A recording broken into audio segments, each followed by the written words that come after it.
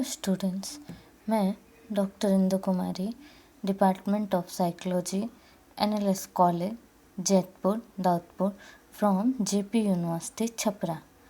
आज मैं UG part 1 के स्टूडेंट्स के लिए पेपर 1 में लर्निंग के अंतर्गत ही चर्चा करने जा रही हूँ। आज हम इस बात पे चर्चा करेंगे कि लर्निंग के कौन कौन से सिद्धांत हैं। तो आज का हमारा टॉपिक है थ्योरीज ऑफ लर्निंग, सीखने के सिद्धांत। सबसे सीखने या लर्निंग के सिद्धांत को जानने से पहले या उसके बारे में चर्चा करने से पहले हम संक्षेप में यह जान लें कि लर्निंग या सीखना किसे कहते हैं।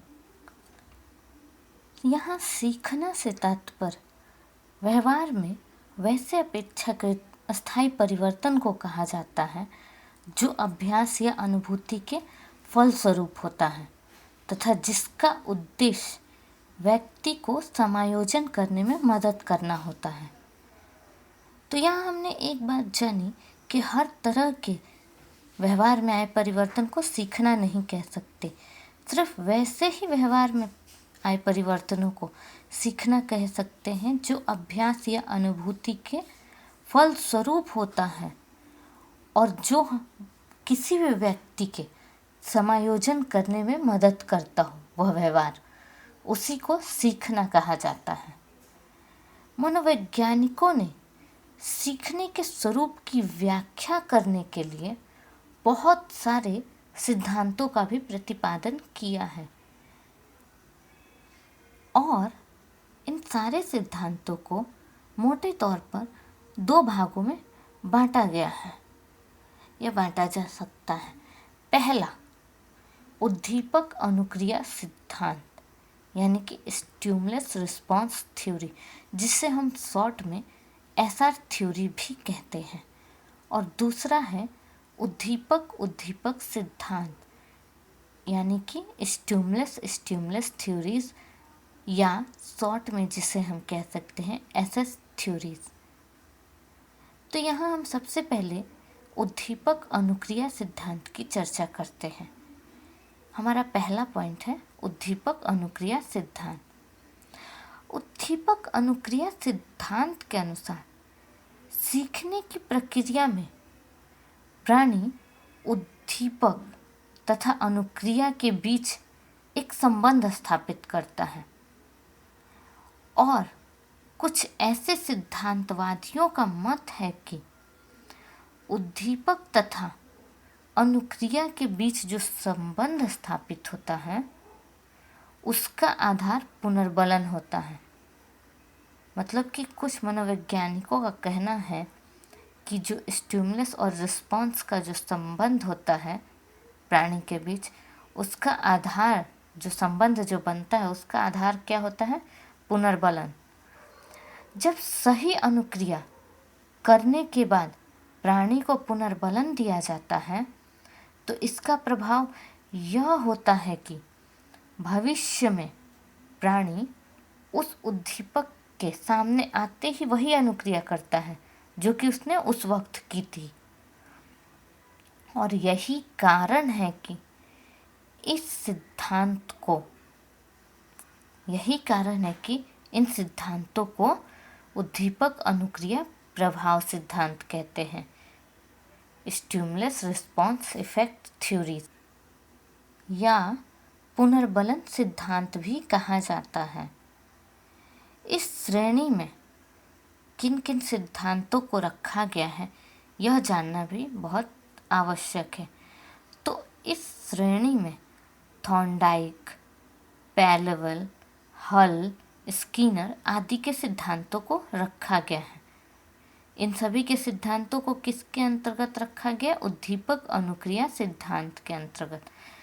उद्दीपक अनुक्रिया सिद्धांतवादियों में कुछ लोग ऐसे भी हैं जो यह मानने को तैयार नहीं है कि उद्दीपक अनुक्रिया के संबंध का आधार पुनर्बलन होता है। कुछ लोग ऐसे भी हैं जो कि यह नहीं मानते कि पुनर्बलन ही इन दोनों के संबंध का आधार होता है। इन लोगों का मत है कि उद्दीपक तथा अनुक्रिया के बीच समीपता के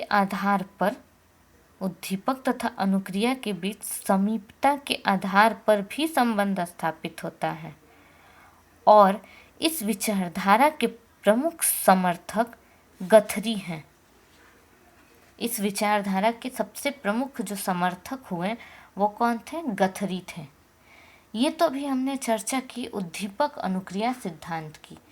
अब हम चर्चा करते हैं उद्दीपक सिद्धांत की। हमारा दूसरा पॉइंट है उद्दीपक सिद्धांत। उद्दीपक सिद्धांत स्टिमुलस थ्योरी का प्रतिपादन उद्दीपक अनुक्रिया सिद्धांत के विरोध में हुआ। उसके अगेंस्ट में इस थ्योरी को प्रतिपादित किया गया। इस सिद्धांत के अनुसार किसी भी सीखने की परिस्थिति में कई समस्याएं या उद्दीपक होते हैं। जब भी हम कोई चीज़ सीखते हैं तो उस वक्त बहुत सारी समस्याएं हमारे सामने उपस्थित होती हैं या अन्य उद्दीपक भी उपस्थित होते हैं।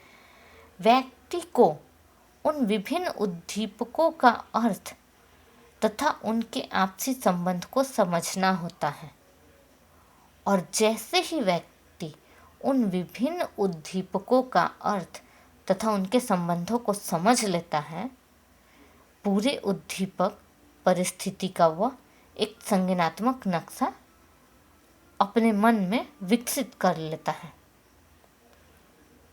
जब भी वह इन सारे संबंधों को अच्छी तरह समझ लेगा तो वो उस परिस्थिति का एक संज्ञानात्मक नक्शा अपने अंदर विकसित कर लेता है या हो जाता है, जिससे सीखने की संज्ञा दी जाती है।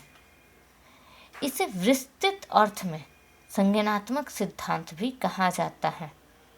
इसे विस्तृत अर्थ में संज्ञानात्मक सिद्धांत या कॉग्निटिव थ्योरी भी कहा जाता है। इस सिद्धांत के प्रमुख प्रवर्तक टॉलमैन हैं। कोहलर तथा काफ्का के सिद्धांत को भी इसी श्रेणी में रखा गया है। पियाजे का सिद्धांत भी एक संज्ञानात्मक सिद्धांत ही है। यहाँ हमें यह जान लेना आवश्यक है कि स्टिमुलस सिद्धांत के अंतर्गत कौन कौन से सिद्धांत आते हैं। तो इसके अंतर्गत टॉलमैन का सिद्धांत, कोहलर तथा काफ्का का सिद्धांत, पियाजे का सिद्धांत, यह सभी प्रमुख रूप से महत्वपूर्ण माने जाते हैं। तो आज हमने यह जाना कि लर्निंग या सीखने के कौन कौन से सिद्धांत हैं तथा इन्हें कितने भागों में विभाजित करके रखा गया है। आज के लिए इतना ही। धन्यवाद।